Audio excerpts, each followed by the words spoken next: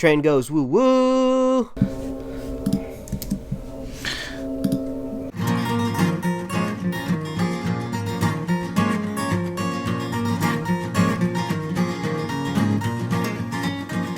A modern podcast where Chris and Mike talk about TV, movies, superheroes, and everything in between. It's time for Superhero Slate. Hello, everyone, and welcome to Superhero Slate, the show where we run down the latest superhero entertainment news. We love TV, movies, and superheroes, so let's talk it all out. My name is Chris Dillard. And my name's Mike Royer. And this week we talk Batman's wishy-washy future. Coincidentally, that's the same noise as Kate makes. Wishy-washy, wishy-washy. Oh, Lord. How Thor is going to bring the thunder later this year. Oh, okay. Mm-hmm. Some upcoming brand new superhero properties. Brand spanking new. Yes, and more. And more. Another week of news. Things are ramping up a little bit now that kind of the holidays are over. It's kind of this weird thing of like back when we were like kids, you know, we were always like super excited for like, you know, the holidays because we got time off of school. We were about to get a bunch of presents that were probably either going to be video games or superhero related. I don't know about you, but like I was hardcore into action figures when I was a kid. So I was always getting action figures. I don't know about you. Yeah, I mean, I guess to an extent, there's definitely action figures. I think me and my brother had the entire Jurassic Park, Jurassic World sets growing up. Oh, yeah, we had some of those too. But like, to circle back around, like now I just kind of waiting for the holidays to end so we can kind of bring the news back because, you know, not a whole lot comes out during the holidays. So we're kind of back into the new year. You know, that even the first week of the new year, you know, is kind of jumbled with some of that New Year's holiday stuff. So people kind of aren't back in the office yet. So the news is starting to flow back in, which is awesome. That's right. It's our first podcast of 2017. And I'm calling it not a new year, Mike, but a news year. A news year. Because despite the fact we took 2 weeks off beforehand, we have more news in this 1 week that we haven't been together than we did almost over 2 weeks. Like, they are not pulling any punches this year, letting us know about all these movies that are coming out and things they're making for us and really keeping the show going. I mean, it's an exponential curve for sure. I don't know if maybe this news bubble that we're living in, you know, similar to like a tech bubble may burst at any point in time. But like every year, it's just more and more superhero properties, whether it's like TV shows, mini animated series, or, you know, movies. Is just we get more and more and more. Executives keep wanting to adapt these more and more obscure like you know, graphic novels and stuff on top of what we already have. So yeah, the news isn't going anywhere. Like, I think when we started the podcast in 2015, we were just like 2016 is going to be a huge year. Then last year we were just like, oh man, 2017 is going to be a huge year. And I think just give us a couple weeks and we'll be telling you how big, you know, 2018 is going to be. Oh, we already know it. I mean, I will tell you, this show will at least run until Star Wars 9, if that is out. So, I mean, we've at least got that to look forward to. Yeah, exactly. And if it ever gets too confusing, you can just head to superheroslate.com and click on our upcoming releases page. So, I mean, honestly, we made that page almost just for ourselves, and just anybody else can appreciate it if they want. But it just helps us keep track of all the stuff that we're probably going to talk about and when it releases, and then convenient links. And it's got old movies too, and like if you keep scrolling past the upcomings, you can go back and look at where we've come from. Really, oh yeah. Sometimes you forget, like when stuff came out, like you're like, oh, when did that very first Iron Man movie came out? You know, that feels like forever ago now, but that was like back in 2008. I mean, yeah. I was still a learned boy in school. And 10 years before that was the original Blade. So I mean, we have come a long way since Blade. For sure. That's for sure. Which is funny because I actually watched Iron Man 1 this past week. Does it hold up? It kind of does. It kind of does. I miss the younger Robert Downey Jr., but I mean, I think he's grown more into the, you know, the CEO snarky role that we know him from now. But like watching him, like, you know, first take on that role was definitely interesting to watch that evolution. Yeah, well, I mean, when you kill a bunch of like Sokovians and create like a artificial intelligence that wants to wipe out the Earth, that probably starts to weigh on you, and you probably get you age pretty quickly. yeah, that's for sure.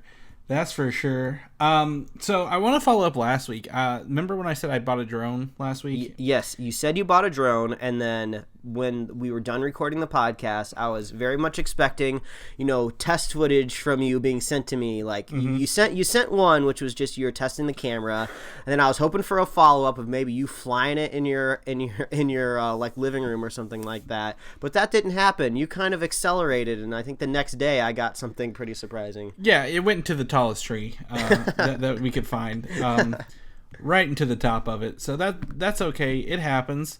But I went out and they gave me a free replacement because apparently one of the motors went bad. I don't know if it was my fault or if the motor went bad because it just wasn't spinning at all. And then the problem with that was I got the taste of it, Mike, and I bought me one of the new Phantom 4 drones that has a 4K camera and can follow people and do all sorts of crazy stuff. So, dude, those are nice drones. Phantom, that's I believe it's DJI is the company name. They pretty much make some of the best consumer drones out there on the market. So, yeah, you are going to be able to do a lot with that drone. I mean, I think what was the one that you had before? I don't think I'd ever heard of that. It was the Propel is a company who makes it, and they're actually the ones licensed to make the new Star Wars drones. So if you've seen the X-Wings and TIE Fighter drones that they kind of advertise. So they're kind of more making like toys, whereas like DJI is more kind of almost making like consumer videography tools almost. Yeah, mine's more of a production, not consumer, but like maybe corporate facing side kind of drone, and then the other one's more recreational and emphasize on the rec part of recreational. So well, we're gonna want some sick drone shots and for sure. Yeah, so I definitely just want to put that. If anyone else flies drones or wants to know and like go along the journey with me as I read all the manuals and forums, let me know, because I definitely think it's something to have like you want to be in the know. You want to be in that group of drone people in case something goes wrong. So we'll go with that. But other than that, Mike, anything else going on this week? I know it felt like forever since we recorded the last one early. Yeah. Well, I mean, just over the holidays, we kind of used that as a time to catch up on just old superhero shows that we hadn't gotten around to watching. After we finished that crossover event on the CW, we hadn't really watched anything since then. So we were behind on an episode of The Flash. I was behind on like 2 episodes of Arrow. We were behind on 2 episodes of Agents of S.H.I.E.L.D. So we kind of caught up on those over the break. So we're kind of ready for those to start back up in January. I think that's probably when they start back up. I don't know how long of a break that they're taking. I know S.H.I.E.L.D. is Tuesday. Okay. So we'll be ready for that. So yeah, that's kind of basically what we did over the holidays. That's what we do basically on a week-to-week basis anyway. But it was kind of nice having time just to be able to dedicate to it. But yeah, that's what I'm doing, getting back into the swing of things. All right. Well, I mean that sounds about right. That's why I'm learning new stuff this year, and we're all gonna put our best foot forward, if you will. Mm-hmm. So let's jump into this news stuff. I'm ready to talk about this news, Mike. We beat around the bush. We're gonna jump in. The Batman, the movie. Mm-hmm. All right, we're not so certain it may happen now.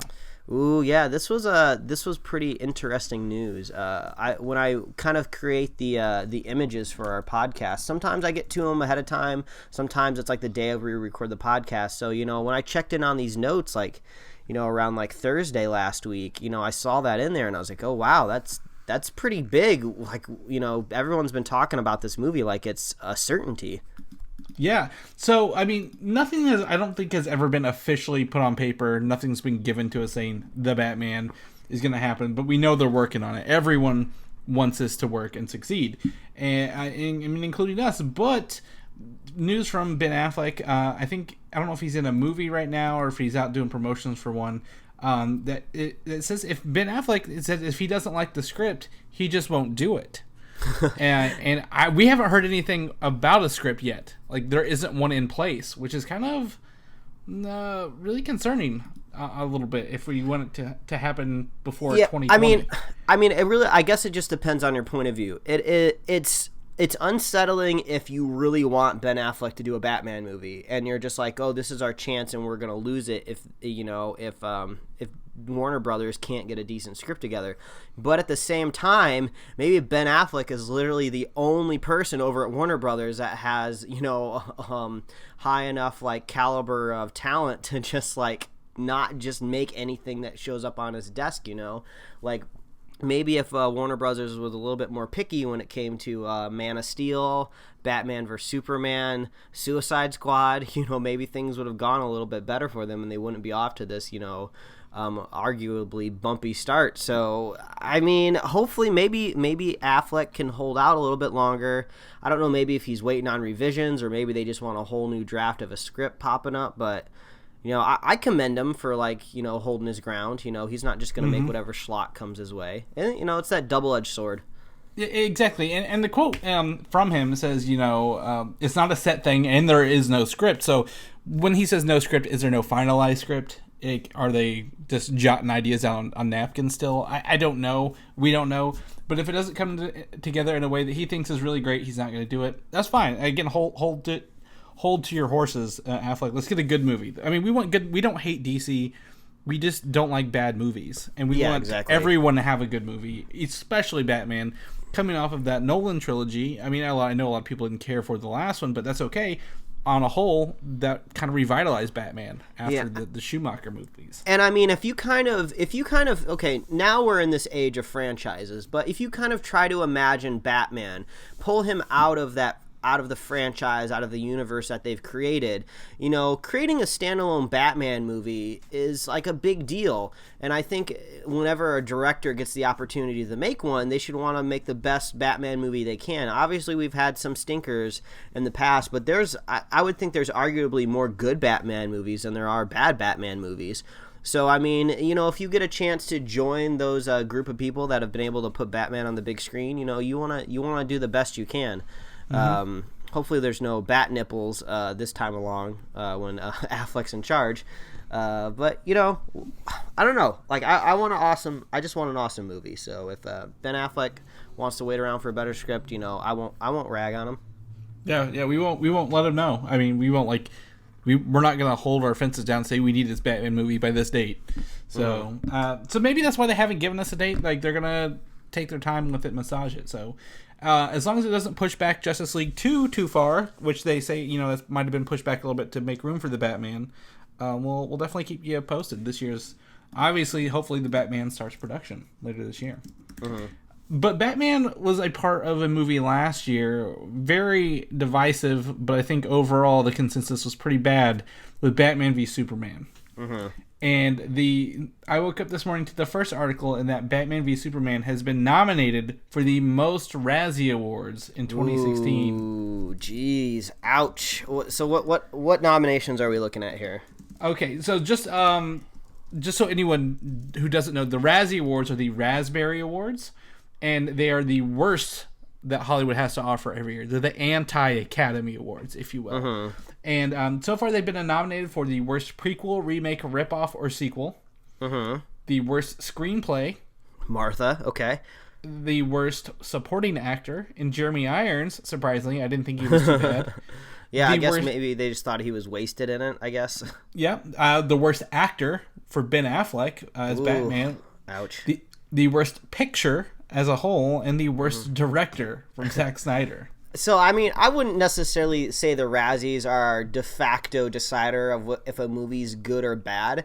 I would say Batman vs. Superman has redeemable qualities, like, inside of it, Like, when I think of Batman as Superman, I think of, like, a wasted attempt of a superhero movie that we all wanted to see. But I don't automatically start putting it in the same category in my head of, like, Adam Sandler's Jack and Jill, movies like that. Like, movies like those, like, totally deserve to be, in the Razzies. A movie like Catwoman or something like that. Like, Catwoman is magnitudes worse than Batman vs. Superman. So I almost think that maybe it's nominated for a Razzie either in the fact of it didn't have a lot of competition last year, maybe, even though that Cat movie 9 Lives came out. I'm surprised that doesn't have more Razzies nominations, but I'm sure it's in there. But it almost feels like maybe the Razzies just kind of wanted to get some more headlines out there in the news. I don't know if Batman vs. Superman could win any of these categories. I mean, I would think maybe supporting actor for Jeremy Irons is maybe just because he's underutilized. And worse, I don't think Ben Affleck was the worst actor in that movie. I just think maybe just the whole context of the movies he's in, just everything in the movie is brought down by the quality of the final product. So I don't think it deserves to win any of these Razzies, but I don't think anybody should be like up in arms that it was nominated necessarily. But I don't think anyone was up in arms. I think it was just saying that out of all these, it had the most. And I mean, I think the Razzies are the best. Are the worst of the best movies, because obviously there are a bunch of B picture movies, C picture movies that are out there that we don't watch or cover because they're so small releases. There are obviously a bunch that are a lot worse. Like the worst picture, it's got Assassin's Creed, Batman v Superman, Dirty Grandpa. That's two things I've heard about Assassin's Creed just today. I've pretty much not on purpose, but I've been in the dark about the quality of Assassin's Creed. But now to hear that it's been nominated for a Razzie, that's not good. That's not good. Yeah, and these are all big movies that are nominated, so it's not like actual bad movies. Like you can find 15 minutes of good things minimum in these films. Yeah, exactly. Don't take them seriously. They're all in jest. They're all in good fun. I think the most important raspberry winner of all time is Howard the Duck. It just turned 30 last year or this year, one of the two, and I think it was nominated for and won the most amount of awards. Oh wow! So I just think that's funny. So so if you're interested in looking up the Razzie Awards instead of the Academy Awards, definitely take a look at them. This is the 38th or 37th Raspberry Awards. Yeah, and those Razzie Awards right there, that's the number one reason why Ben Affleck should be waiting for the best script. He does not want to be nominated for a Batman movie. Yeah, well, I think it's fun that most of the actors actually do go and accept their Razzie Awards. So even the actors are kind of in on it too. So yeah, I think sometimes if the actors knew that their decisions didn't affect the outcome of the movie, they're probably happy to go because they're just like, oh well, it's not my fault the movie sucked, I showed up and did what I was supposed to do. But I would imagine there's probably not a whole lot of writers and directors, or if there are, not as many as compared to actors. But either way, it's not good. Any way you look at it, it's not good. Yeah. This year, our goal is not to hate on the movies as much as we did last year. Hey, if Wonder Woman's good, it'll soften the blow for the rest of them. That's right. That is correct. So we'll take a look at some more here. So Batman v Superman, not so hot. But one of my most anticipated movies of this year, which is at the end of the podcast, by the way, is Justice League. And we got a new image of Justice League dropping right before we started recording. I'm actually surprised. You told me to come up with a list of 5 comic book properties that I'm excited for this year, and I guess you're shedding a little light on the segment that we're going to do at the end of the show here. But if Justice League is on your list, I'm a little surprised that you're actually so excited for the movie. But I mean, this image is cool. I think it sheds the most light, I guess, on Cyborg. I think this is the biggest look we've seen at him yet. He still kind of does look like a PC graphics card, but I don't know. Hopefully he's badass maybe when he's fighting. Yeah, so I mean, we haven't seen a lot of this in action. We did get the one, I guess, teaser trailer earlier last year, and I enjoyed it. I thought it was fun. I had a good time. Batman looks like he has some night owl goggles on or something, maybe. It might be the way the shadows across his face. Looks a little goofy, but watching Batman, Wonder Woman, Cyborg, The Flash, and Aquaman with this trident walking right out of this ship, I think it's their transport ship, definitely says, seeing all of them together is going to be pretty badass. And the inevitable addition of Superman later in the film, really, really hyped for this movie on my end. This is the DC Avengers, right? This is what we've wanted, what we want to see, and I'm ready for it. Yeah, I mean, supposedly. Yeah, we'll have to see. It definitely looks like there's the Batmobile in the background there. So Batman's parking it in this ship. I don't know. I'm trying to remain optimistic. Yeah, well, that's okay because I am. I'm very optimistic, and that's very unbecoming of me, to be excited for a DC property, as most people would say. But nothing about this movie has screamed bad yet, or be wary yet, and I'm going to run with that. So if you guys want to take a look at that image, it's in our notes, it's on our video. You can watch it, take a look. Also, a bit of news about Justice League is they will be visiting Arkham Asylum in this movie as well. Presumably, it has to do with the Lex Luthor scenes we commented on last week, at least. But I don't know how much of it they will be in the asylum that much. But well, hopefully it'll help establish that the asylum exists, because it sounds like they might be using that in possibly a standalone Batman movie. So it'll help bring it to light a little bit.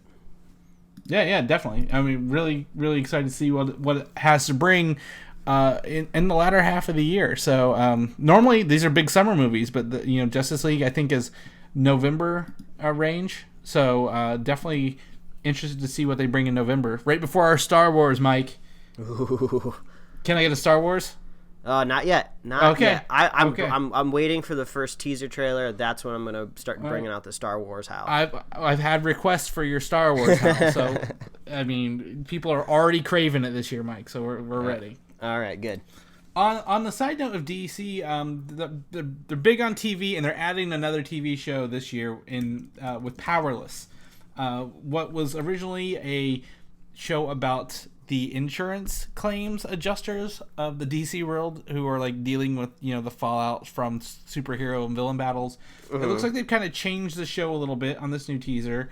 We've got a new image of Vanessa Hudgens at I think Kane and Fingers Club. Bob Kane created Batman, is one of the creators of Batman, so I think that's where Bob Kane and Bill Fingers created Batman, and that's where that paper comes from. And weren't they I think at least Fingers was, but weren't they kind of notoriously left out of the history of the creation of Batman for the longest time, and then like DC finally like owned up and said, no, these are the guys that actually created Batman? Yeah, I believe so. It was that, or it's one of those where like one of them, they both created it, but one of them was left off for a little bit. I don't know, but there was some sort of controversy surrounding. Yeah, well, either way, they're both getting top billing on that karaoke menu, so that's good. That's right. So there's that, but also a new teaser, Mike, and Mike added this teaser in here, but it shows that, and correct me if I'm wrong, I haven't watched this in a couple days, that this company now works for the R&D of Wayne Enterprises, creating stuff to save civilians from superhero battles. Yeah, it's really strange to see the show actually pivot, because if you remember, I don't know if it was ever officially released, or maybe if it was just at a convention and then it leaked and then we ended up watching it. But this is not like the first teaser. There was a whole teaser for this show, Powerless, back I think in the fall of last year, where we kind of saw the insurance adjusting angle of it, and they're at a whole different company and they're showing this whole different kind of structure to the show.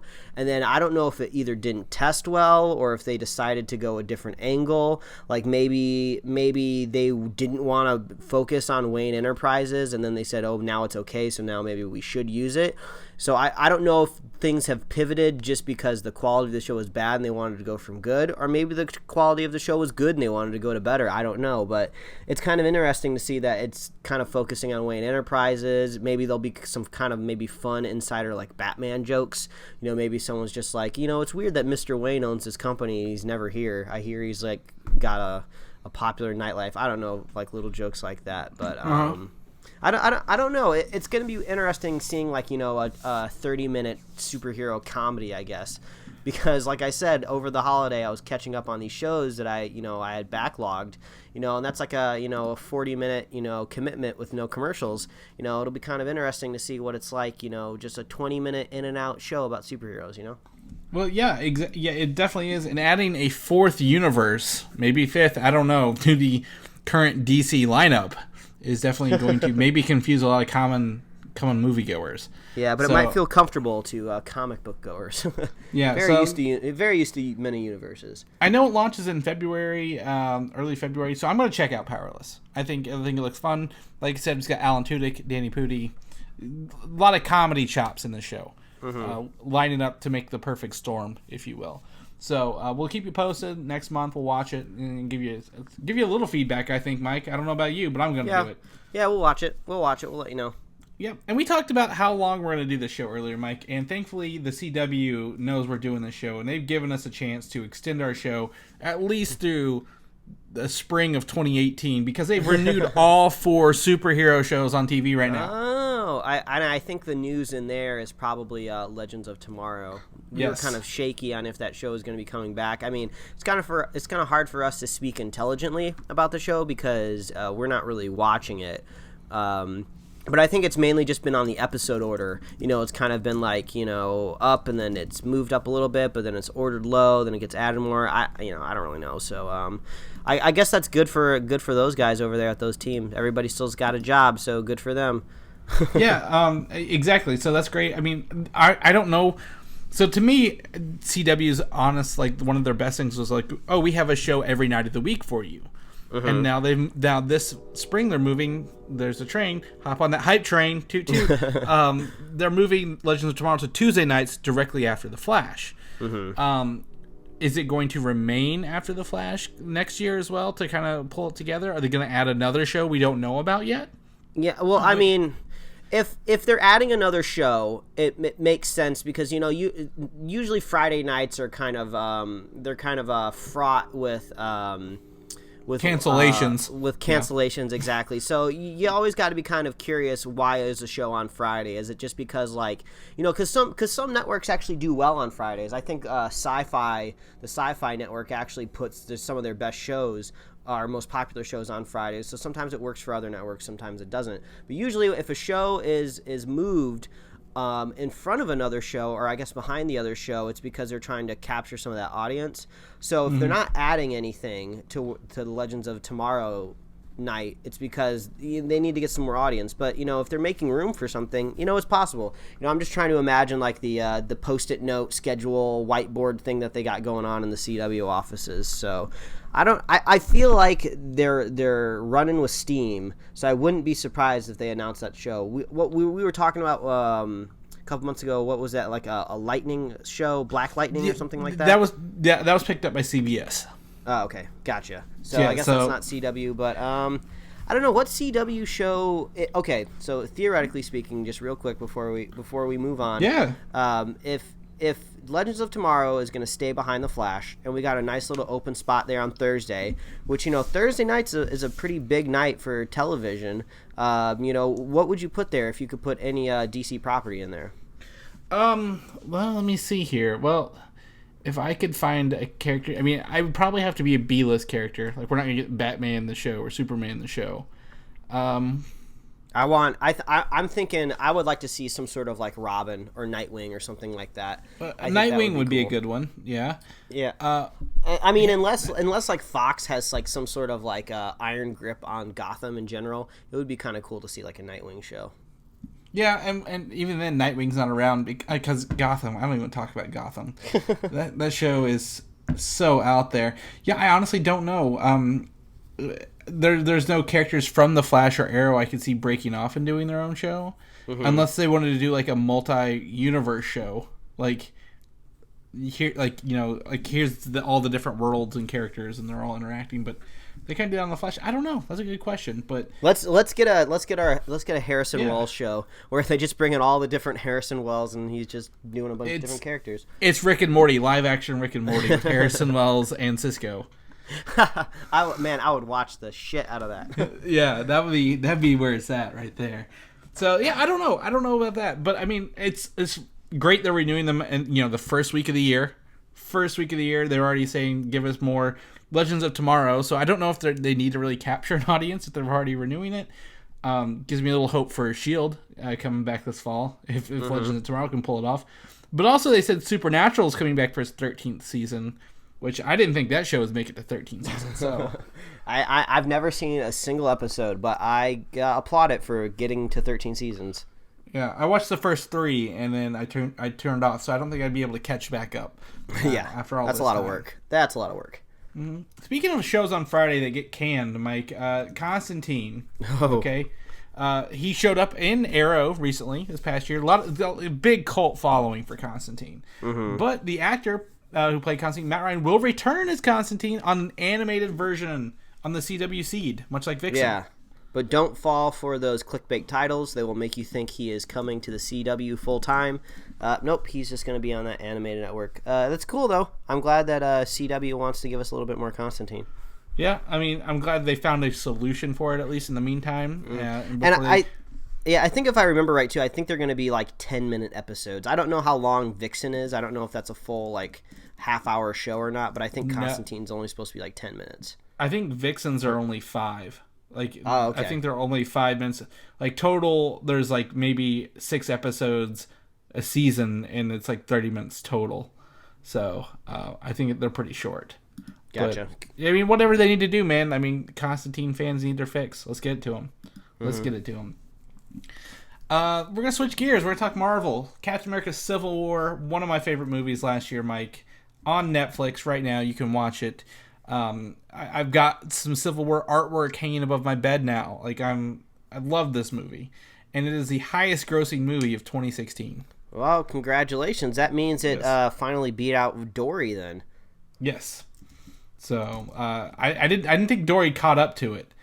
But I thought Star Wars was going to be very close. But obviously, since Star Wars bled into 2017, they did not. I guess they didn't count it. Yeah, it'll be off that little timeline there a little bit, but that's cool. Civil War was definitely a very landmark movie, so that's awesome. It's a great way to, I guess, close out Captain America's trilogy. But it's weird because whenever I think of Civil War, like, I'm never appending the title of Captain America on it. I just always think of it almost as like the third Avengers movie, which I don't know if that's a good or bad thing because I hardly ever remember Ultron. So. That's cool though. Printing money over there at Marvel. Yeah, Disney printed money because Dory, Rogue One, Jungle Book, Zootopia, and Doctor Strange all like top 10, I think. So, but I talked to Superfan Jim this week, and he said Civil War would be his favorite Marvel movie if it had the Hulk in it. Oh, all right. So I can see it being Avengers 2.5, definitely for sure. So I'm on board with that. So good for that. Guardians of the Galaxy Volume 2 is coming out this May. Get a little hype for it, Mike. I'm a little hyped. I need one more trailer. Yeah. Just to get me going. But this is a personal connection here. The new pop vinyls for Guardians of the Galaxy Volume 2 were announced this week for all you toy collectors, or if you have someone whose birthday is coming up in the next couple months, you can pick them up stuff. And after you scroll through all the Dorbs and the mystery minis, you get to the actual pops. And it's funny because Star-Lord was the very first pop vinyl I was given. So it's got a little special place in my heart. But I noticed every one of the Guardians has a gun except Groot. Well, I mean, he's a living tree. I don't think he needs the gun. Yeah, well, this is the baby Groot version as well. But I think Drax having a gun and Gamora having guns are kind of...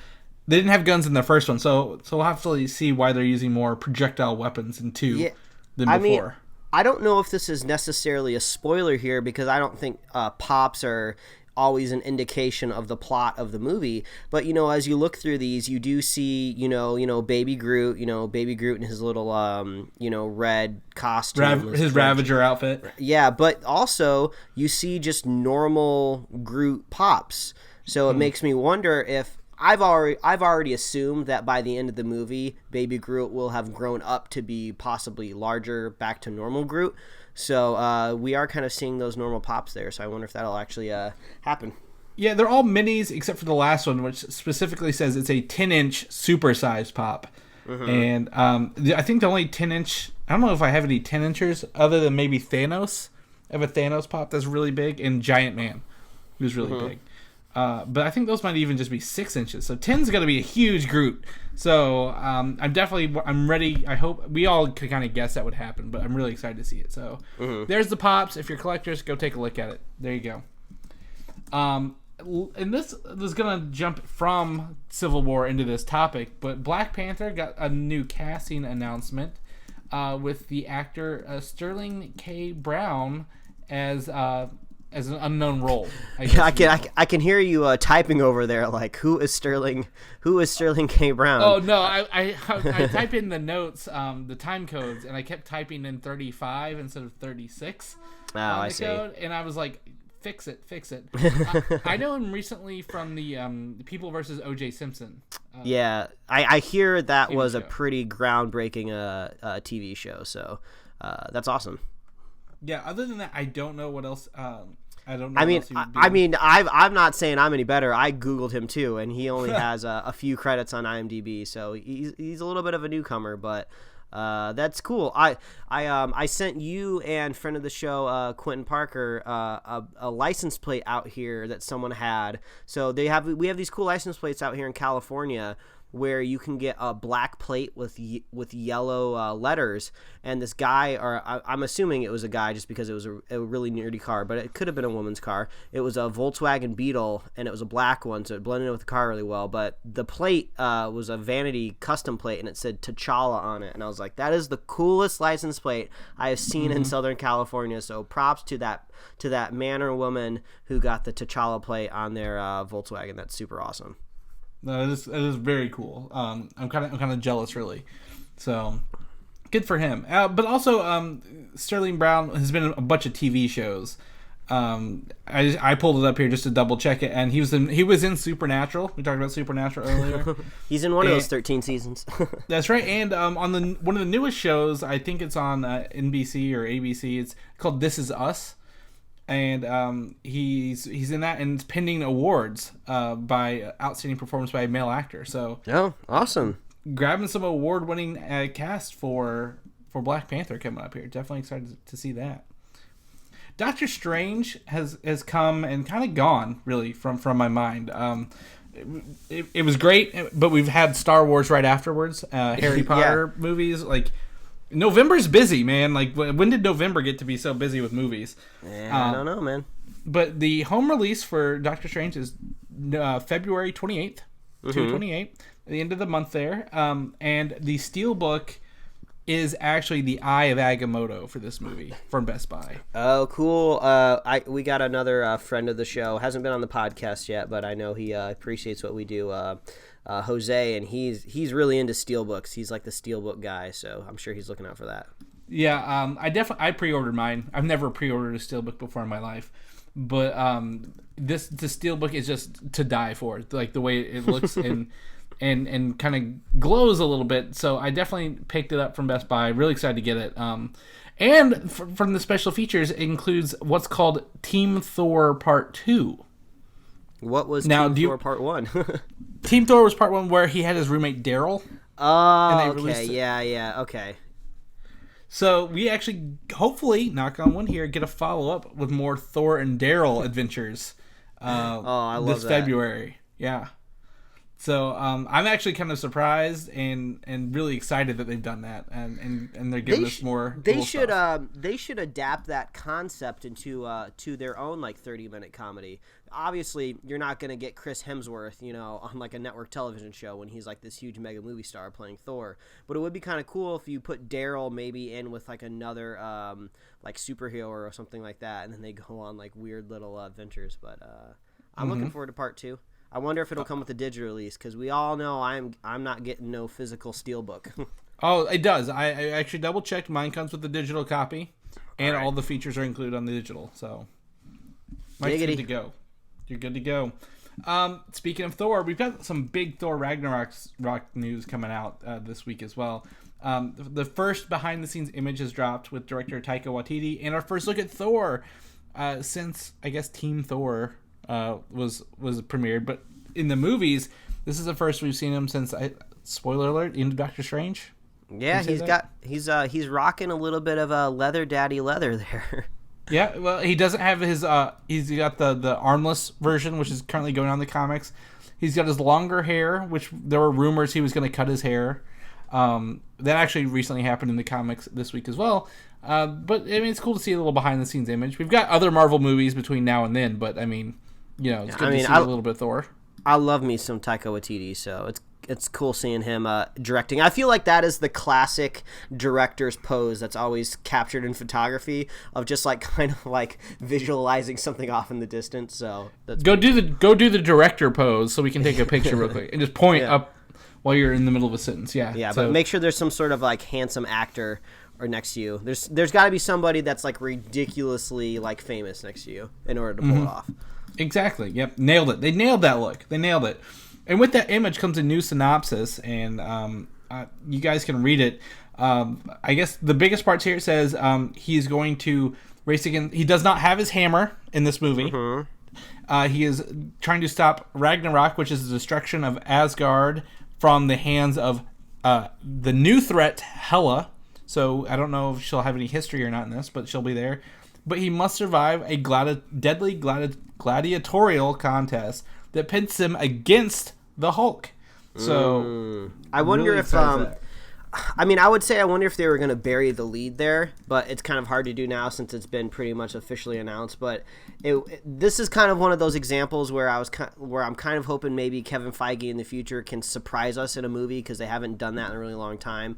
It would have been maybe hard to keep it under wraps, but it would have been cool if maybe in the first act of the movie, Thor is thrown into a gladiatorial battle, and he does a really good job, through the first couple rounds, super easy for him to beat these guys up, and then all of a sudden, bam, the thing goes up and the Hulk's there. That would have been a really cool reveal, but it doesn't sound like we're going to get that. But I'm still stoked for it. This is the only logical way to give us Planet Hulk. Yeah, definitely. I mean, they're going to give us a lot of stuff here. I mean, Thor, the franchise, has been on rocky grounds. Not everyone loves it. Not everyone hates it. It's just kind of there. So I think with Waititi and the Hulk and Planet Hulk and Thor, going all out, I think this is going to be a great film. I think this is going to blow us away, and when it comes out in November as well. So there's that. Also, another report come out this week saying that Doctor Strange was mentioned in another description and could play a larger role in the movie than we anticipated. I'm kind of wondering what role he puts in there. I've never imagined, when I'm imagining scenes from this movie, of seeing the three of them fighting together, but it would be super rad. I mean, I'm not going to lie. Something tells me he's not going to be in the whole movie, but I'm kind of wondering, is he just going to be at the beginning, kind of helping them get from A to B?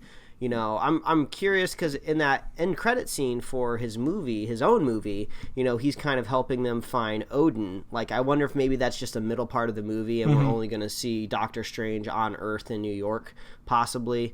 But either way, I mean, come on, a Thor movie with Hulk and Doctor Strange in any capacity. I mean, I think that's why we're going to be so excited for this movie.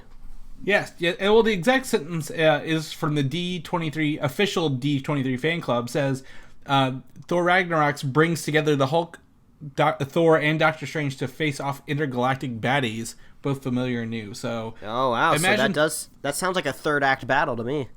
Yeah, well, imagine Thor, Hulk, and Doctor Strange up against Loki, a powered up Loki. I'm kind of envisioning my face would melt.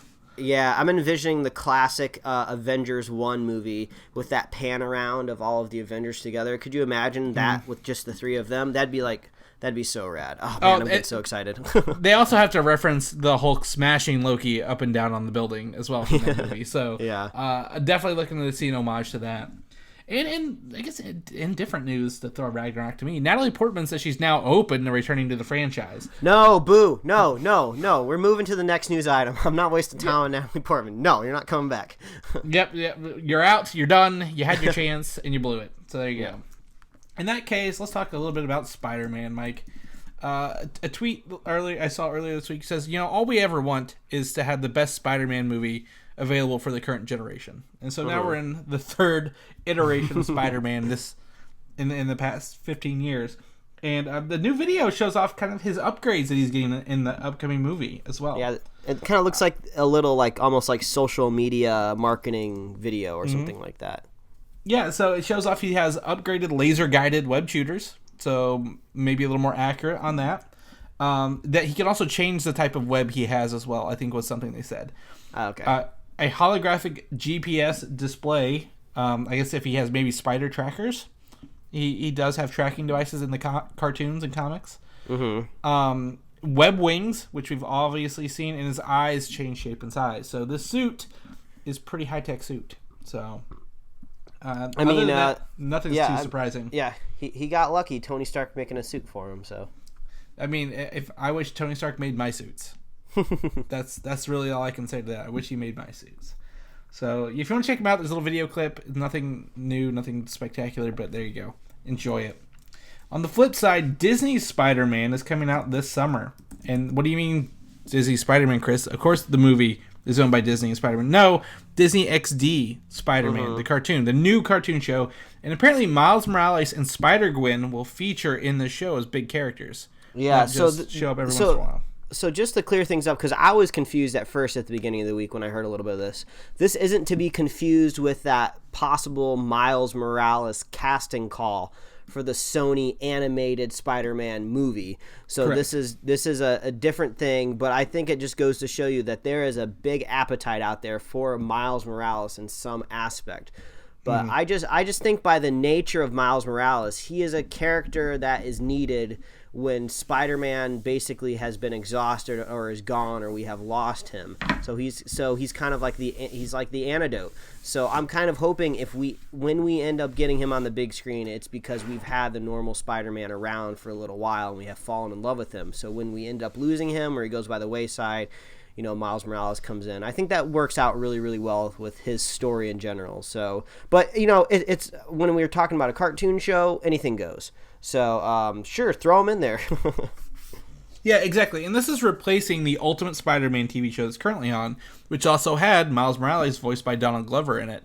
Surprise, surprise. I'm kind of curious how many Spider-Man animated TV shows we're going to go through during the length of our podcast. We've brought this up 3 times now, but theoretically, this podcast is going to go on for as long as there's an hour of news every week, which could be until like the 2050s. Who knows? So we could be going through like 40 different iterations of a Spider-Man cartoon show. Yeah, so, the other one, Ultimate Spider-Man, was okay. It suffered from a lot of, like, Family Guy cutaways early on. But other than that, I really enjoyed the show. In the 4th season, it made 4 seasons, Mike, which is impressive for an animated show. Yes, from it is. Disney. And the finale is very soon. As soon as it ends this spring, it'll be replaced by Disney Spider-Man this summer, and we'll definitely see what's going on there. There's not been much to show off of it, so we're going to keep you posted on that. But at the same time, once they've announced all this stuff, Big Hero 6 is getting an animated show later this year, and they've given us a teaser for that as well.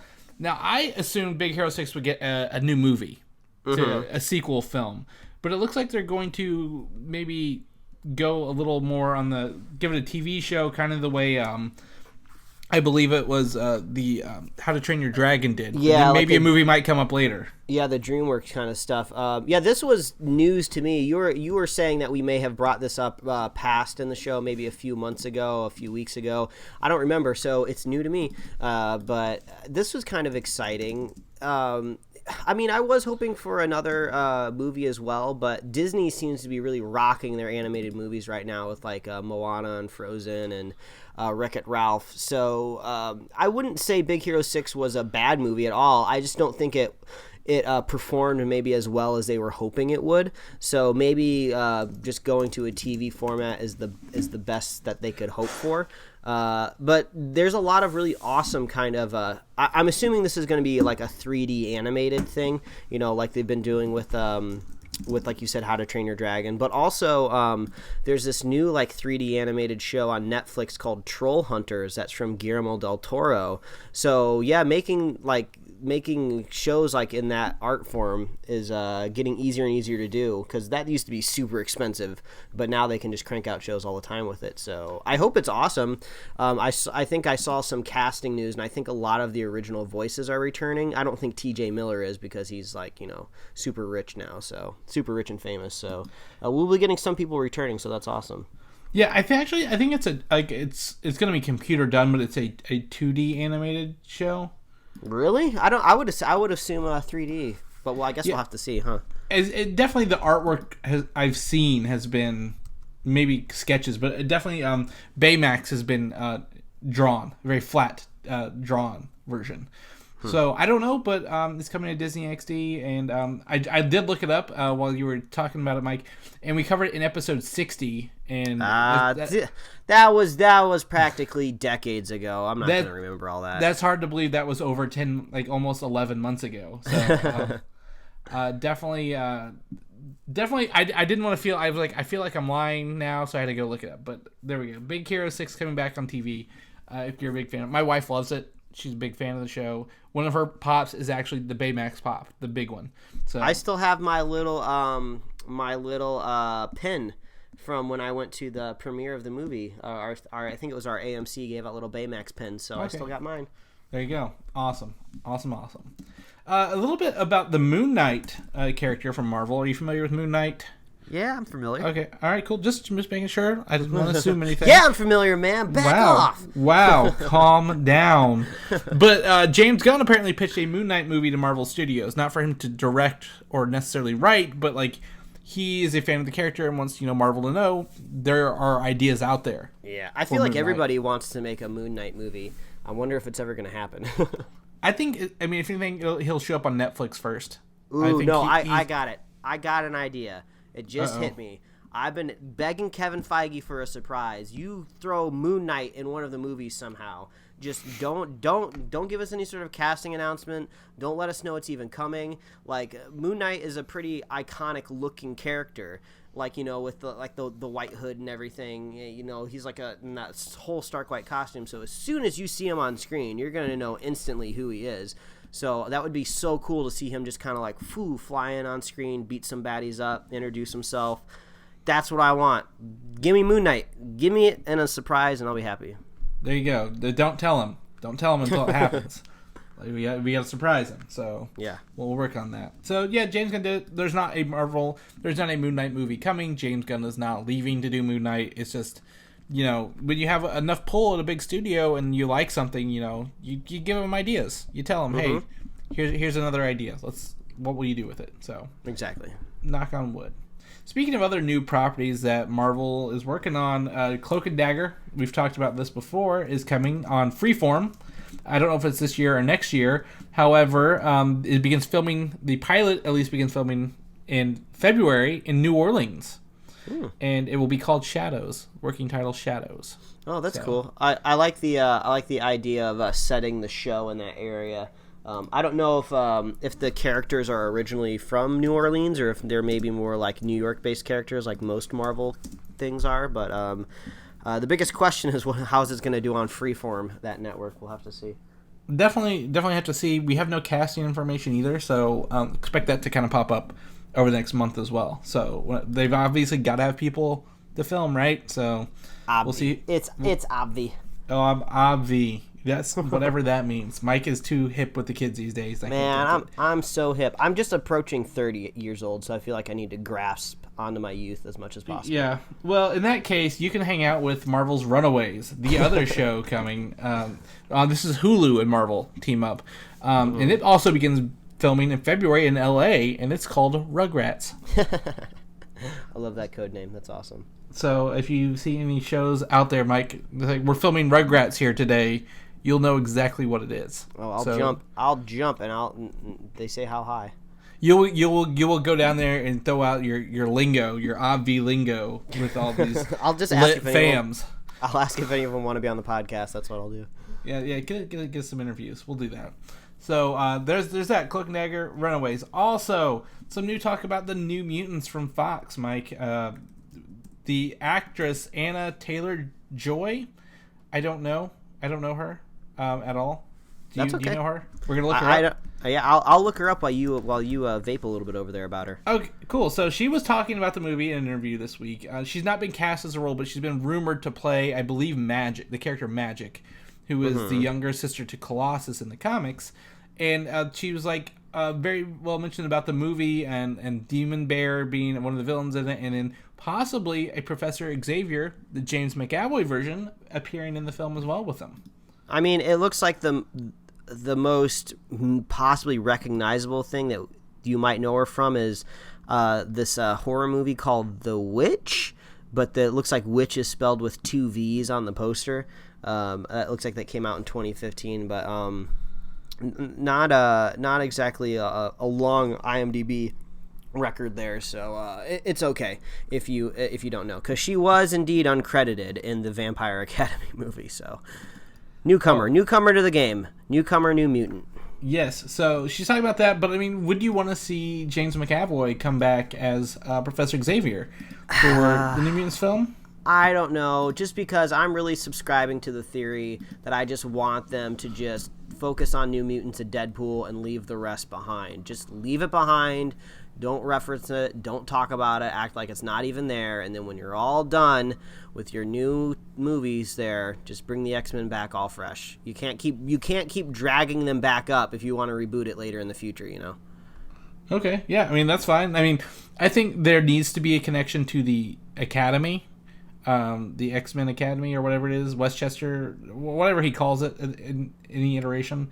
So there has to be a connection to the school. Now, what they choose to do with that school kind of is up to them. I don't know. If a small appearance by Xavier is it, maybe that's cool, but I think there are other ways they can do it without doing it your way, without referencing the old films. Mm-hmm. So, I don't know. So, New Mutants on the horizon. Deadpool! Some more Deadpool news.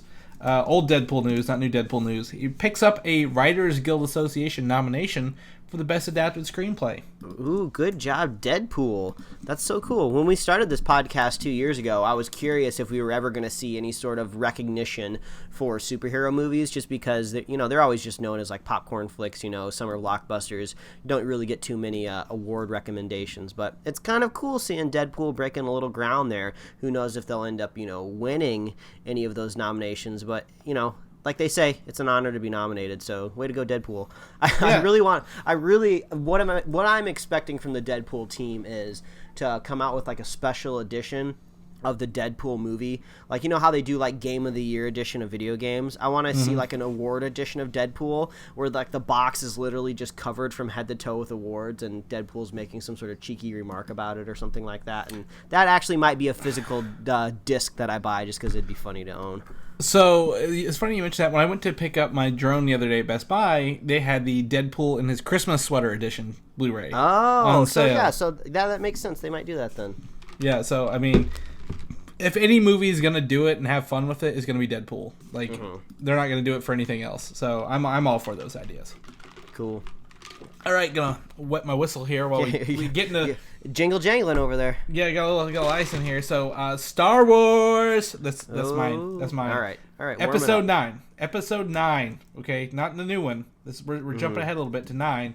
Apparently, General Organa had a larger role in the finale of the film, and next week, they brain trust at Star Wars Disney are having media on how to handle the loss of the actor. That's for the final film. I mean. That's kind of, man, that's unfortunate. It sounds like we were going to get a really awesome kind of trilogy there with Princess Leia. Oh, man, we're not going to get that. And I don't know. It's unfortunate just because, like, it seemed like they had this really good plan for the movies, and now there's like a really big stick thrown in their spokes. I hope they can pivot. That's your job in the movie industry, to be able to pivot and, fix mistakes and think on the fly. So I'm hoping they can come up with something. It's going to be hard, though, because, I mean, like, she's not going to be around for that 9th movie to kind of, transition to whatever the new story is. So I don't know. I think it's okay. They've not filmed it yet. They have 3 years until it's released, at least. Mm-hmm. I think we're fine. Yeah. I think they'll find a solution. It is tragic and it's sad, but I think we'll be okay come 9, and they will have handled it with grace and aplomb, if you will. Yeah, it's just a bummer is all. But I hope they can come up with something cool. Well, if they can't come up with something cool, Mike, they can hire you because you have a theory on Rey that you put in here. I have no idea what this is. Yeah. No clue. So just every once in a while, I feel like it's like lightning striking. I'm not saying it's intelligent lightning, but sometimes I'll just be like walking down like the aisle at CVS. I'll be at the grocery store, and just like an idea about Star Wars will just pop into my head, and I'm just like, oh, I have a podcast. I'm just going to inundate these people with my theories, and maybe one of them will be right. That's your superpower. The Flash was struck by lightning to make him fast, and you're struck by lightning to give you theories and ideas on films. And I assure you they'll be mediocre. So just to get it out there before I forget, and possibly maybe I'll be right and I can vindicate myself. So this kind of ties in with the idea of the order of the movies releasing. So as of right now, if they're padding the middle of the major Star Wars films with Star Wars story films, that would mean that the last movie that we're getting that's kind of been announced would be a Star Wars story film. And for the longest time, I've been thinking that just doesn't make sense. Like, why would you go out on a Star Wars story movie? It seems like you would want to go out on Episode 9. That's the big one. That's the biggie. That's where, like, maybe we finally figure out who Rey is related to. That's when maybe we finally defeat Kylo Ren and the bad guys. So why would you want to go out on a Star Wars story? Well, if that final Star Wars story movie is an Obi-Wan Kenobi film, which is kind of, I think, what me and you are both rooting for, it would make sense if maybe Rey actually was a Kenobi. So, like I said before, like it's a theory that I have, but it's not necessarily one I want to happen, because I don't want Rey to be related to anybody. I just want her to be a rando person. She doesn't have to be tied into the whole, family tree or whatever. But if she was a Kenobi, it would be kind of a cool way to maybe reveal that she's a Kenobi, she's related to Obi-Wan in that 9th movie, and then that last Star Wars story film, we can kind of find out maybe how she is related to him exactly. Maybe we see Obi-Wan fall in love in the desert, and then, that's how he ends up somehow creating the lineage of being related to Rey. I don't know, that was just my theory of connecting Rey's parents with, this weird schedule of release of movies. So we'll see if it pans out. I'm not 100% sure. And that Obi-Wan movie is not even confirmed. There's rumors bubbling about a Boba Fett movie, so we don't even know yet. Okay. I mean, there you go. There you go. I got it out there in the world. Now I don't have to hold it in my brain anymore. Great. And while that's a great theory, and I like that, you're just gonna shut it down, aren't you? Well, I just don't think they're gonna stop with 9. I think they just announced all they want to announce. I agree with that. I don't think they're just gonna let their $4 billion investment die after the 9th movie. But it seems like something like we've announced these core 6 movies, possibly put a TV show in there somewhere. But it seems like they're gonna conclude those, wrap them all up, and then okay, now we're gonna go ahead and announce this next batch. Mm-hmm.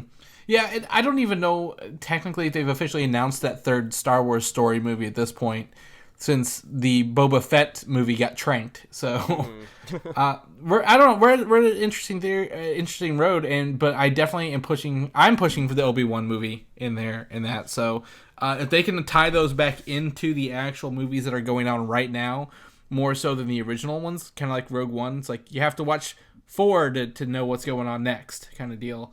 Mm-hmm. I'm all for that. So I hope you have something going there, Mike. Mike. He's got it down. All right. So, cool. All right. So, one of Star Wars' favorite characters, Han Solo, gets one of these story movies, Mike. And apparently, Woody Harrelson is the top choice to play Solo's mentor in this movie. I mean, okay. Woody Harrelson is like a character. Like, when I think of Woody Harrelson, I think of him kind of playing specific roles.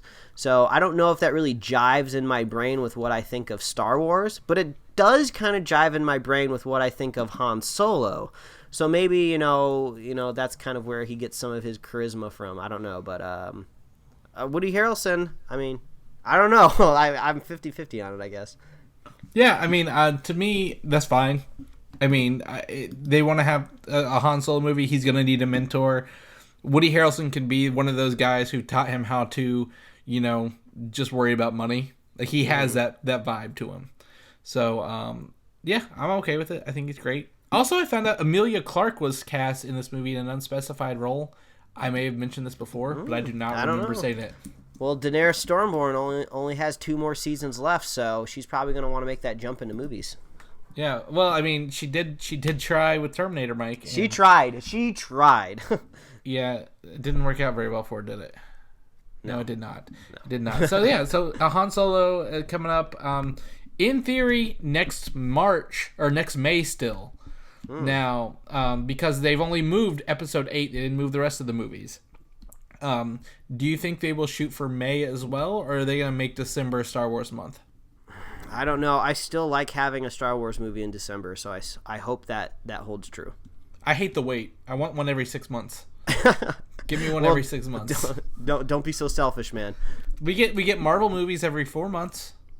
Yeah, I guess so. There we go. All right. Okay. So Han Solo coming out. Lastly, the bit of news I saw today is the Uncharted movie, based on the video game series Uncharted. Mm-hmm. Joe Carnahan, a writer. I know he did Smoking Aces. Nothing else of note I saw. has finished his rewrite of the script, but with the obvious Razzie nomination for, I think Assassin's Creed and World of Warcraft are both in there somewhere. Is the future of video game movies in trouble, Mike? Man, I just don't know. I don't know what to tell you. We haven't really had a one knock out of the park yet. Maybe we'll just transition our hopes to maybe like anime movies. Maybe Ghost in the Shell will go really, really well, and maybe we'll start adapting those. I don't know. Maybe we'll get a Western Attack on Titan movie. We'll have to see. But you know, the superhero movies, they will be around forever, but not at this full force. So when the superhero movies start to simmer down, I'm curious what's gonna start bubbling up. Will it be the superhero movie? Will it maybe be the anime movie? We will let you know for sure. Yeah, we'll have to create another show based on it and go from there.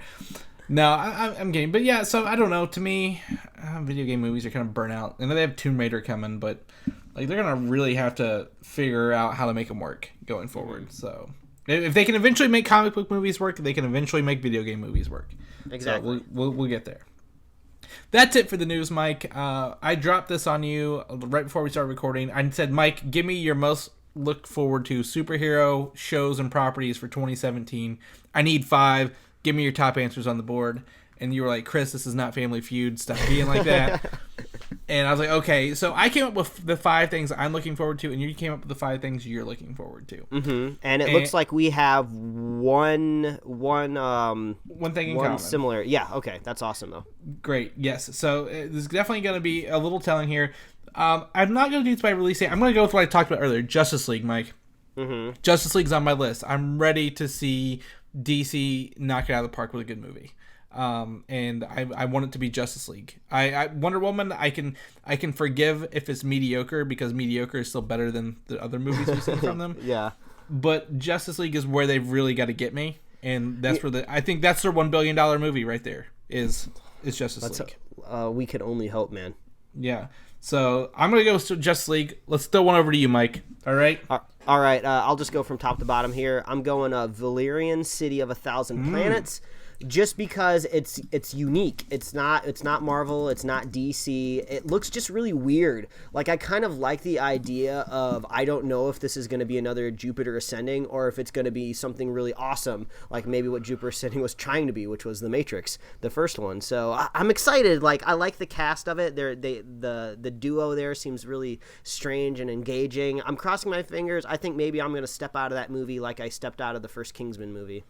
Yeah, I mean, I really like, again, Fifth Element, same director, Luc Besson, so really excited to see where this comes out, because it looks like an updated version of that, and I'm okay with that. That works for me. Another one I'm going to throw out there, and this is probably very unsurprising, is The Inhumans. The TV show that will be breaching the IMAX screens for a couple episodes. IMAX, and then onto an 8-episode miniseries on ABC. And I think this Inhumans is an interesting point that maybe, comic book movies might fall away to comic book television in the next couple of years, because, we're getting good shows. I mean, IMAX and ABC are putting money into this show. Could be potentially great. The Netflix series are taking off and blowing us away. Definitely think there's a lot of potential in TV becoming up higher on that scale than movies, maybe in the next 5 years or so. It's a cool little paradigm shift there for sure. But I think the best way to bounce off of that, if that's the TV show you're excited for, not only that, it's 8 episodes, and we are in another 8-episode TV series that I'm super stoked for, is The Defenders. Mm-hmm. That's going to be really awesome. I'm looking forward to maybe recapturing the magic of what it was like when I saw the first Avengers movie. When I finally got to see all of those people on screen for the first time, it was just, it honestly gives me chills when I think about going to that movie for the first time, and just it was just so amazing. So I'm hoping I get a little bit of that when I see all of those awesome Netflix characters on the screen together. Throw in Sigourney Weaver in there somehow. It's going to be really, really cool. So Defender is probably going to be at the end of the summer possibly, but excited. Oh yeah, really, really excited. I mean, they've been a long time coming for the Defenders. Mm-hmm. I mean, I think they announced it in 2013 at least. So I mean, it's 4 years. We're ready for the Defenders. Give it to us. Keep knocking out of the park, Netflix. You're definitely not wrong. On the flip side, I am ready for something a little earlier this year with Logan on March 3rd. I know Deadpool was great. Apocalypse was a huge letdown. I'm hoping Logan is the send-off for Hugh Jackman that we need and we deserve, and gives us another good X-Men movie since it's the only one this year. And I'm really putting a lot of faith and hope into Logan to really give me something great to end that on. Well, and to continue with that superhero movie theme, I'm going with Thor. I think the Ragnarok is going to be just amazing. Obviously, we talked about earlier in the podcast, throwing Doctor Strange into the mix just makes it more exciting. I like it just because it seems balls to the wall. That's the best way I can describe it. It seems like they're going to really take Thor out on his third movie, just with fireworks and maybe like flaming swords somehow. I don't know. It's gonna be great. It's gonna just be awesome. Destruction everywhere. I mean, that's literally what Ragnarok means in this universe. So Thor is definitely my most anticipated superhero movie of the year. Okay, well, that's interesting because I've only got 2 Marvel things on my list, and this Marvel Studios is actually Spider-Man: Homecoming. Yeah, really, it was a tough choice between this and Thor. I'm going to be honest with you as well. Yeah, I mean, I was struggling with that, putting that. It was on my list there for a second, then I took it off, and I put it on. Lego Batman was in there for a second, then I took that out. I think I am going to be there on night 1 to see it for sure, with the bells and whistles on, and I will be excited for sure. But we've just had so many Spider-Man movies. It's really hard to kind of put that, in a top 5. I would say it's safely 6 or 7, but there's so much other stuff happening this year that doesn't have 5 predecessors behind it. So I think that kind of takes just a little bit of the steam out of it. Yeah, I think nothing like I didn't read comic books growing up. I didn't have them near me. I had no way to get them. But I remember watching the original Spider-Man movies and having that sense of awe and excitement, and remembering the '94 cartoon. And Spider-Man kind of was the first superhero I was into until I learned, there's more than just Spider-Man. Mm-hmm. And I think having that nostalgia for this is going to be great. And I want to see the Vulture. I think the Vulture is going to be a great villain to add to the Spider-Man repertoire. So that's a little bit why it's on my list. The last thing we both have on our list here. And, ooh, wait, man. I got one more. Oh, you got one more? And this is a big one, man. Oh, sorry. It is Guardians of the Galaxy Volume 2. And this is on my list just because I think this is going to be the apex of the Guardians. I think there will be more Guardians movies coming after this, but I think the sequel is going to be the pinnacle of probably James Gunn's career, box office wise, and it's because everything is just set up perfectly. I mean, Chris Pratt is a household name by now. He's huge.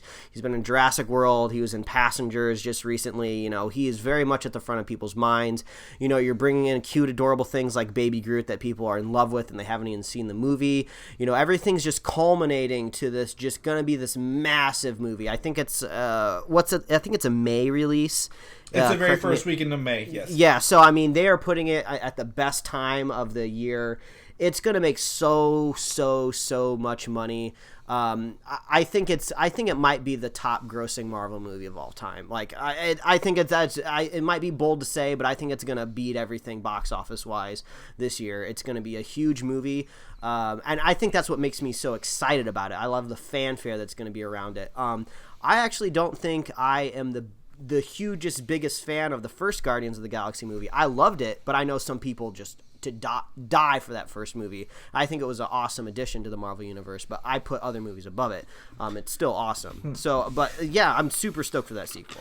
I think to me, I want to go in with lower expectations on that one. Because of how much I enjoyed the first one. Raise them, man. I don't want to be let down. I love the soundtrack. It was the perfect storm the first time, and I really want him to capture that again. But I've got to keep my head level. All right. I don't want to have an Age of Ultron on my hands again, because it's the sequel to the biggest movie, right? You're like, okay, what can they do wrong? Well, we saw. So I'm really excited, really hyped, gonna be there, but I need a little bit more. But now, the last movie, Mike, is we both had this on our list. In Kingsman, The Golden Circle, the sequel to Kingsman, the movie that knocked us away 2 months into our first year of podcasting. Yeah, I mean, I would definitely say I'm a little nervous for the movie just because it's not based on any pre-existing comic now, because they used all the material they had for that first movie. Technically, reading the book is nothing like the movie. Yeah, so I mean that has it in its favor. So I guess it's just a big question mark. Like I said earlier when I was talking about Valerian, it was so unexpected and wonderful. I hope we just get more of that again. You know? Yeah, exactly. I mean, Kingsman, a sleeper hit, man. Blew us out of the water. The R-rated movie on Valentine's Day. This has got an October release. It's got it's bigger cast. I believe Channing Tatum's in it. There's some more bigger people. I can't think of them off the top of my head. But I really hope they can, again, perfect storm, need to capture that magic for that sequel. So yeah, and I'm hoping when we do these top 5 lists next year, I'm crossing my fingers and hoping I can put a DC property on there. Just out of principle, I just can't put Wonder Woman or Justice League on there yet, just because I've been let down too many times. I've been let down 3 times in a row. Obviously, I'm hoping, and I just want awesome DC movies. So, but it's just hard to expect awesomeness when you're just getting the same formula again. We're getting Zack Snyder again for the Justice League. So it's just like, maybe if there's a different director, I'd be a little bit more excited. But it's going to be an awesome 2017, man. Yeah, I mean, there's hardly a bad thing on the list, which is great, and you can check out that list on our website. And I think if I can go ahead and say this, our first spoiler cast this year, Lego Batman. Yeah, for sure. Lego Batman. I saw a new commercial for it today, and I'm really excited. Going to be a great movie. So yeah, that's our list. Send us your list, or tweet us, Facebook us. I don't know, YouTube it. I don't care. Tell us your list. I want to know your guys' top 5. They can be in any order. You don't have to number them. I don't care. But tell us, because I want to know what everyone else is looking forward to this year. Because no matter what, we all win. We all win with all the options. Yeah, whether you agree or disagree, we always appreciate dissenting opinions. So I like it when people don't agree with us. That's fun. I like it when you don't agree with me. I like it when we can come on the podcast and clash heads a little bit. That's right. I was like, man, I hope we don't have the same list. I hope we don't pick the same 5 things this year. So that was good. This is good. We only had one. So in the meantime, Mike, if people want to follow you, see what you're up to, where can they do that at? Well, they can follow me at Mike Royer Design on Twitter and Instagram, and you can read my webcomics at pickledcomics.com. Chris, you got that new drone out there. I want to see some of that footage, so I hope you maybe throw that up on your Twitter. Yes, I definitely am going to be putting it on my Twitter, maybe my Instagram. I know you can actually YouTube live feed these things, so watch them live while you're flying them. So if I crash it, everyone can watch me do it this time around. But you can find me on Twitter at Valdan, Valdan. And I'll post everything there. You can read stuff on Comic UI, and we're scheduling our first episode of Film Side Chats for this year. We took a little break over vacation. Work's getting out of hand, but I think we want to talk about the upcoming Academy Awards. So nice. Maybe we'll have a superhero movie in it this year. Knock on wood. So in the meantime, people listen. Yeah, right. We can only Deadpool's getting some stuff. I hope it's not Deadpool that gets the first one, but I hope a movie gets there eventually. But in the meantime, Mike, people listen to us now, but where else can they find us at? We have a plethora of options. Well, as always, they can visit us at superheroslate.com. That is the best place to find all the avenues we host a show, best place to find our show notes, and also an awesome place to find that upcoming release page so you can keep track of all these movies coming out this year. So you can find us on iTunes, YouTube, Google Play Music, SoundCloud, Stitcher, Tumblr. You can subscribe and get us right in your email inbox every week, and you can like us on Facebook, and you can follow us on Twitter. If you're a fan of the show, consider leaving us a review, commenting, and subscribing, as they say over on YouTube. Any place that you watch or listen to the show, that's super helpful. If you're a super fan of the show, just share the show with a friend, share the show with a buddy, and if you want to grab some Superhero Slate merch, you can head on over to our TeePublic store at superheroslate.com/shop or /store. I don't know. It's either one or both of those, but you can just go head on over to our website and you can get the link there. But we will be here every week, like we said, as long as this news keeps dropping, and it doesn't look like it's stopping anytime soon. Nope. As that hype train in Chris's backyard will always tell you. Oh, exactly. And it is /store, and I actually, again, I love the stuff from our store. I'm buying more as gifts. People I know who listen to the show were like, give them out as gifts, so definitely love the shirt. So, anything else, Mike? I think that's it. I think that is it. longer show again, but I mean that's great. I love a good week of news. So if you guys don't forget to comment on anything you liked, and we'll see you guys next week. All right, bye everybody. Thanks for listening, and don't forget to subscribe. Mike, I will fly across the country just to push you down some stairs.